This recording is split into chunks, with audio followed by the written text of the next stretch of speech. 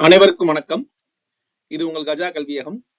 இந்த வீடியோல நீங்க என்ன தெரிஞ்சுக்க போறீங்கன்னா, சுகர் கேன், அதாவது சக்காரம் ஆஃபிசினாரியம் என்று சொல்லக்கூடிய ஒரு பயிர் எப்படி பயிரிடுறாங்க.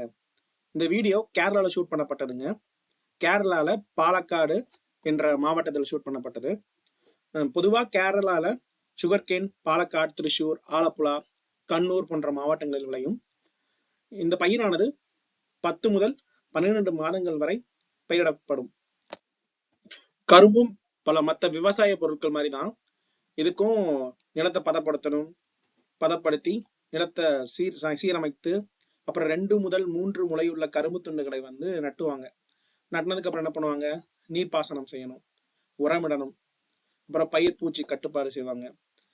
இது எல்லாமே கரும்புக்கு அதிக அளவுல தேவைப்படும். நான் உரம் சொன்னது உங்களுக்கு ஞாபகப்படுத்துறதுக்காக சொல்றேன். நைட்ரஜன், பாஸ்பரஸ், பொட்டாசியம் போன்ற உரங்களை மெயினா பயன்படுத்துவாங்க. என்பிகே உரங்கள் சொல்லுவாங்க. அது போக இயற்கை உரங்களும் பயன்படுத்தப்படும். கரும்புகளை காற்றுல இருந்து பாதுகாக்க இந்த மாதிரி கட்டு மாதிரி கட்டிடுவாங்க. அதை ஹீப்பிங் சொல்லுவாங்க. அந்த கட்டுனா இந்த இலை அசைந்து கரும்பு சாயாது. அது போல கரும்பும் நன்றாக விளையும். இது 1 வருட கால பயிர் என்பதால் இந்த மாதிரி முக்கியமான விஷயங்கள்லாம் அவங்க பண்றாங்க. இவ்வாறாக விளைந்த கரும்பு கொஞ்சம் மஞ்சள் அடிச்சோடனே அதோட இலைகள்லாம் கொஞ்சம் காய ஆரம்பிச்சதுக்கு அப்புறம் அறுவடை பண்ண ஆரம்பிச்சிருவாங்க. அறுவடை பண்ணி இந்த மாதிரி மில்லுக்கு கட்டி கொண்டு வந்துருவாங்க.